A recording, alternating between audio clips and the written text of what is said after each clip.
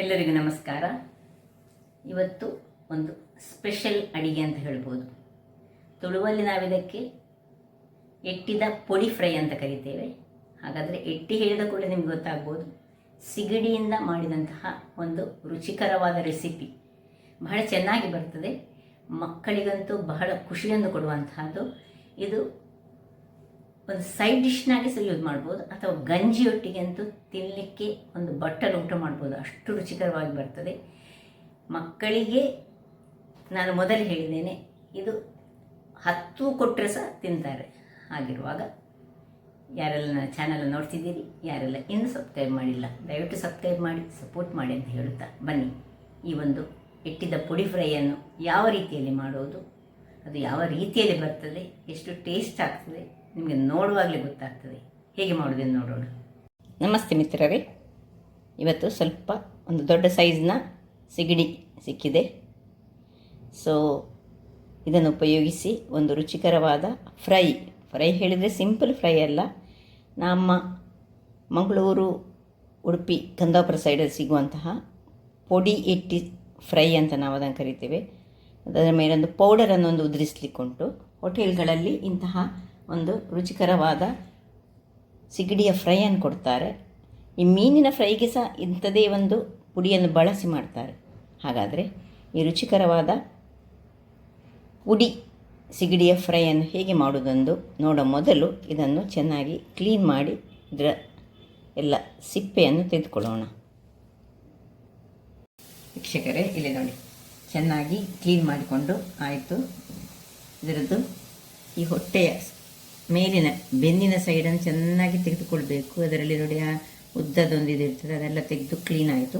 Clean ಆದಮೇಲೆ ಈಗ ಮೊದಲಿಗೆ ನಾವು ಉಪ್ಪನ್ನು ಹಾಕೊಳ್ಳೋಣ. ಮೇಲೆಗೆ ಉಪ್ಪು, ಇದನ್ನು ಸುರಿಗೆ ಒಂದು 10-15 ನಿಮಿಷ ಅಥವಾ ಒಂದು ಅರ್ಧ ಗಂಟೆ ಮ್ಯಾರಿನೇಟ್ ಮಾಡಿಕೊಳ್ಳಬೇಕು. ಸ್ವಲ್ಪ ಉಪ್ಪು, ಸ್ವಲ್ಪ ಹಳದಿ, 1 ಚಮಚದಷ್ಟು ಹಳದಿ ಹಾಕೊಳ್ಳೋಣ. ಇನ್ನು 2 ಚಮಚದಷ್ಟು ಮೆಣಸಿನ ಪುಡಿ,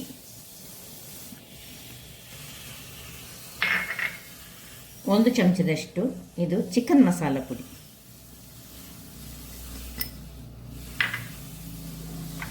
ಇನ್ನು ಸ್ವಲ್ಪ ಹುಳಿಯನ್ನು ನೀರಿನಲ್ಲಿ ಹಾಕೊಂಡಿಟ್ಟಿದ್ದೇನೆ, ಅಥವಾ ಲಿಂಬೆ ಹುಳಿ ಯಾವ ಸಹ ಆಗ್ತದೆ. 2ರಲ್ಲಿ 1 ಲಿಂಬೆ ಅಥವಾ ಹುಳಿ ಹಾಕಿದರೆ ಒಂದು ನಮ್ಮನೆ ಚೆನ್ನಾಗಿ ಬರ್ತದೆ. ಲಿಂಬೆ ಹುಳಿ ಸಹ ಬಹಳ ಒಳ್ಳೆಯದು ಹೇಳ್ಬೋದು. ಇನ್ನು ಕರಿಬೇವಿನ ಸೊಪ್ಪನ್ನು ಸ್ವಲ್ಪ ಹೀಗೆ ಚೆನ್ನಾಗಿ ಕೈಯಲ್ಲಿ ಅಲ್ಲಿಗೆ ಕಟ್ ಮಾಡಿಕೊಂಡು ಇದರೊಟ್ಟಿಗೆ ಒಳ್ಳೆ ಮಿಕ್ಸ್ ಕೊಡೋಣ.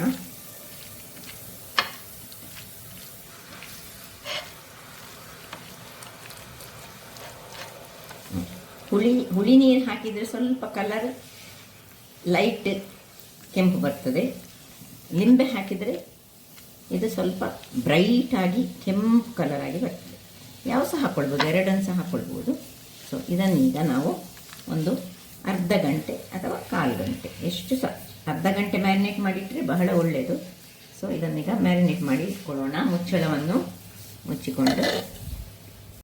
ವೀಕ್ಷಕರೇ, ಈಗ ನೋಡಿ ಅರ್ಧ ಗಂಟೆ ಕಳೆಯಿತು, ಇದು ರೆಡಿಯಾಗಿದೆ. ಈಗ ಪುಡಿಗೋಸ್ಕರ ರೆಡಿ ಮಾಡಿಟ್ಟಿದ್ದೇನೆ.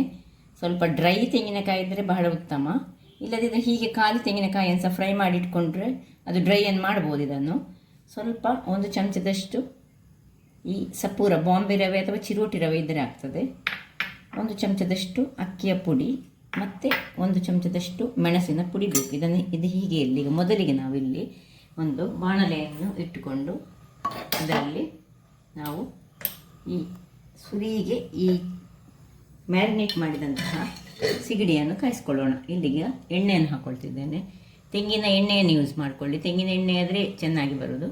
ಸೊ ಇದನ್ನು ಸುರಿಗೆ ಈ ಫ್ರೈ ಹೇಳಿದರೆ ಮಕ್ಕಳಿಗಂತೂ ಬಹಳ ಖುಷಿ ಆಗ್ತದೆ. ಭಾರಿ ಇದರಲ್ಲಿ ಹೇಗೂ ಬೋನ್ ಇಲ್ಲ, ಏನಿಲ್ಲ. ಹಾಗಾಗಿ ಇದು ಎಣ್ಣೆ ಇಲ್ಲಿಗ ಬಿಸಿ ಆಗಲಿ. ಎಣ್ಣೆ ಬಿಸಿಯಾದ ಕೂಡಲೇ ಒಂದೊಂದಾಗಿ ಸಿಗಡಿಯನ್ನು ಹಾಕೊಳ್ಳೋಣ.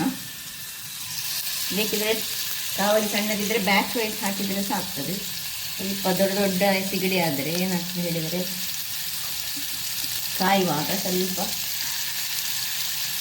ಅದರ ಪುಡಿಯನ್ನು ಮತ್ತೆ ರೆಡಿ ಮಾಡಿಕೊಳ್ಳೋದು, ಸುರಿಗೆ ಇದನ್ನು ಫ್ರೈ ಮಾಡಿಕೊಳ್ಳೋದು.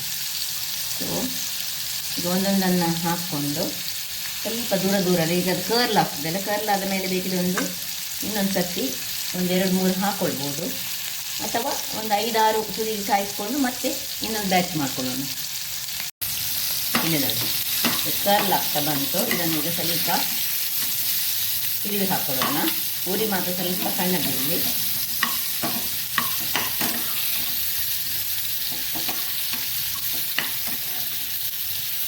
ಸ್ವಲ್ಪ ದೊಡ್ಡ ದೊಡ್ಡ ಸಿಗಡಿ ಆದರೆ ತಿನ್ನಲಿಕ್ಕೆ ಬಹಳ ಖುಷಿ ಆಗ್ತದೆ.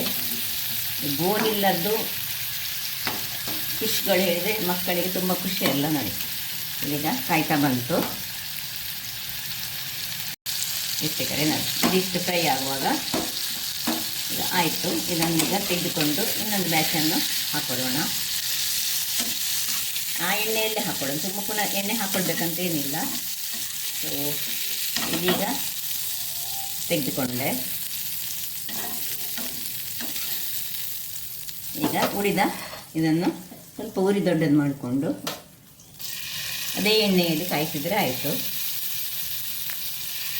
ಮಾತ್ರ ಹಾಕಿದ ಮೇಲೆ ಉರಿಯನ್ನು ಸಣ್ಣದು ಮಾಡ್ಕೊಳ್ಬೇಕು, ಇಲ್ಲದ್ರೆ ಸ್ವಲ್ಪ ಕರಟಬಾರದು. ಸ್ವಲ್ಪ ಎಣ್ಣೆ ಹಾಕ್ಕೊಳ್ಬೇಕಾಗ್ತದೆ. ಈಗ ಸ್ವಲ್ಪ ಕಡಿಮೆ ಉಂಟು ಎಣ್ಣೆ, ಫ್ರೈ ಹೇಳಿದರೆ ಸ್ವಲ್ಪ ಎಣ್ಣೆ ಬೇಕಾಗ್ತದಲ್ಲ. ಸೊ ಇದು ಕಾದ ಮೇಲೆ ನಾನು ಏನು ಮಾಡೋದಂತ ನೋಡೋಣ.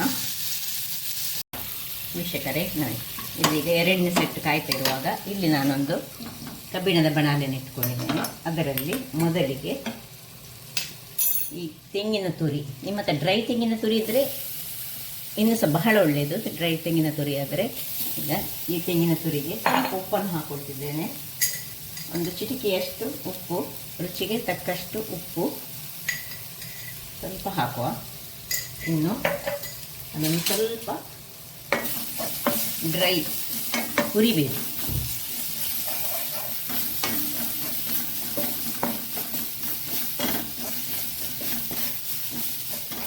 ಚೆನ್ನಾಗಿ ಸ್ವಲ್ಪ ಕಲರ್ ಚೇಂಜ್ ಆಗಬಾರ್ದು, ಸಣ್ಣ ಉರಿ ಇರಬೇಕು.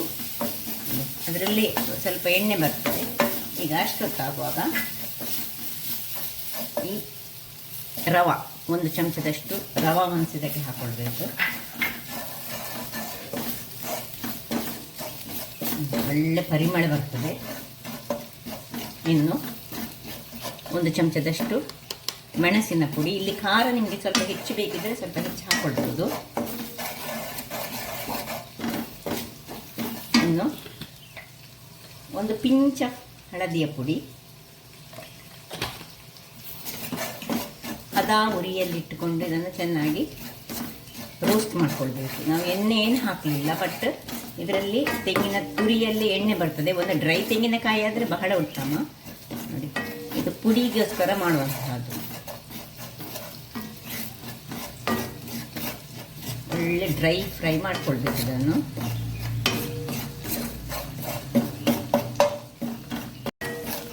ಇನ್ನು 1 ಚಮಚದಷ್ಟು ಅಕ್ಕಿಯ ಪುಡಿ, ಇದು ಕೊನೆಯಲ್ಲಿ ಹಾಕ್ಕೊಳ್ಬೇಕು.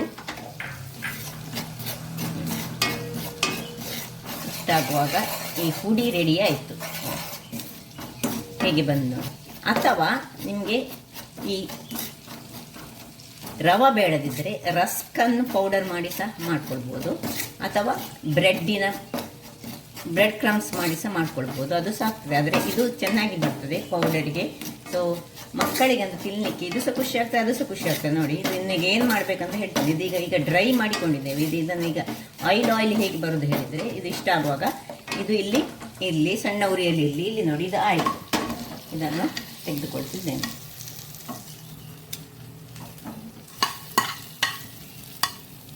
ಇನ್ನು ಇದೇ ಬಾಣಲೆಗೆ ಇಲ್ಲಿ ಮೇಲೆ ನಾವು ಸ್ವಲ್ಪ ಎಣ್ಣೆಯನ್ನು ಹಾಕೊಳ್ಳೋಣ. ಎಣ್ಣೆಯನ್ನು ಹಾಕ್ಕೊಂಡು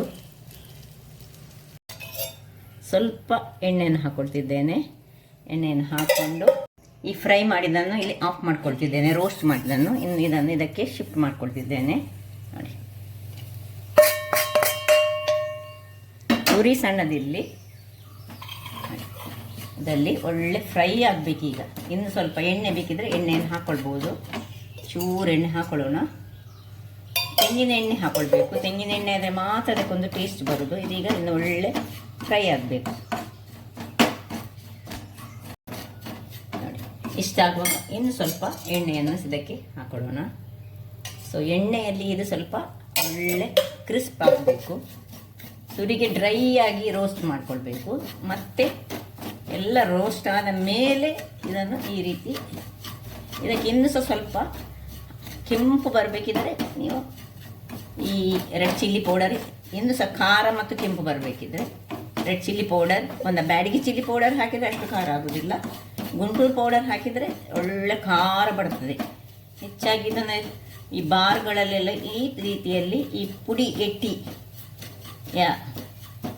ಒಂದು ರೆಸಿಪಿಯನ್ನು ಸರ್ವ್ ಮಾಡ್ತಾರೆ. ನೋಡಿ ಎಷ್ಟು ಚೆನ್ನಾಗಿ ಬಂತು ನೋಡಿ.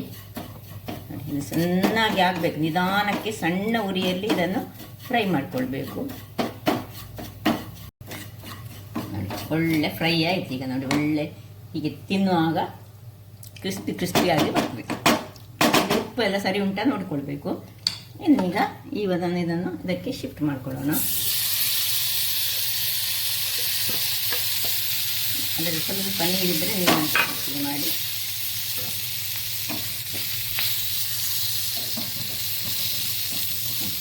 ಚೆನ್ನಾಗಿ ಬಂತು ನೋಡಿ. ಹೇಗೆ ಬಂತು ನೋಡಿ, ಯಾವ ರೀತಿಯಲ್ಲಿ ತಿನ್ನಲಿಕ್ಕಂತೂ ಸೂಪರ್ಬ್ ಆಗಿರ್ತದೆ. ಖಾರ ಖಾರ ಸೇರ್ತದೆ, ಅದರೊಟ್ಟಿಗೆ ಪುಡಿಯ ನೋಡಿ. ಇದನ್ನೆಲ್ಲ ಇದಕ್ಕೆ ಶಿಫ್ಟ್ ಮಾಡಿಕೊಂಡು ಈ ರೀತಿ ನೋಡಿ ಒಂದು ಹೀಗೆ ಮಾಡಿ ಒಂದು ತೆಗೆದು ತಿಂದರೆ ಒಂದು ಗಂಜಿಯಲ್ಲಿ ಒಂದು 3 ಇದ್ದರೆ ಸಾಕು, ಒಂದು ಬಟ್ಟಲಿನಷ್ಟು ಗಂಜಿಯನ್ನು ಊಟ ಮಾಡ್ಕೊಳ್ಳೋದು. ಅದೇ ರೀತಿ ಆಗ್ತದೆ. ಆಯ್ತು, ಇದು ಆಫ್ ಮಾಡ್ಕೊಳ್ಳೋದು, ಇನ್ನು ಸರ್ವ್ ಮಾಡೋದು. ವೀಕ್ಷಕರೇ ನೋಡಿ ಹೇಗೆ ಉಂಟು ನೋಡಿ. ಪುಡಿ ಸಹ ಬಂತು. ಇದರೊಟ್ಟಿಗೆ ನಾನೀಗ ಸರ್ವ್ ಮಾಡ್ತಿದ್ದೇನೆ ನೋಡಿ. ಈ ರೀತಿಯಾಗಿ ಇದೊಂದು ಡಿಫ್ರೆಂಟ್ ಆಗಿರ್ತದೆ. ಟೇಸ್ಟ್ ಅಂತೂ ಅದ್ಭುತವಾಗಿರ್ತದೆ. ಯಾವಾಗಲೂ ಒಂದೇ ರೀತಿಯಾಗಿ ತಿನ್ನೋದಕ್ಕಿಂತ ಈ ರೀತಿಯಾಗಿ ಒಂದು ಡಿಫ್ರೆಂಟ್ ಸ್ಟೈಲಲ್ಲಿ ತಿಂದರೆ ಸಹ ಬಹಳ ಅತ್ಯುತ್ತಮ ಅಂತ ಹೇಳ್ಬೋದು.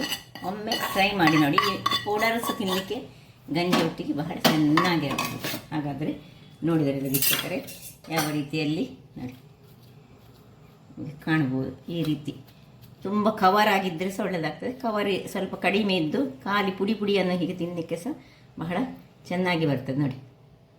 ಹಾಗಾದರೆ ನೋಡಿದ್ರಲ್ಲ ಯಾವ ರೀತಿ ಮಾಡೋದೆಂದು.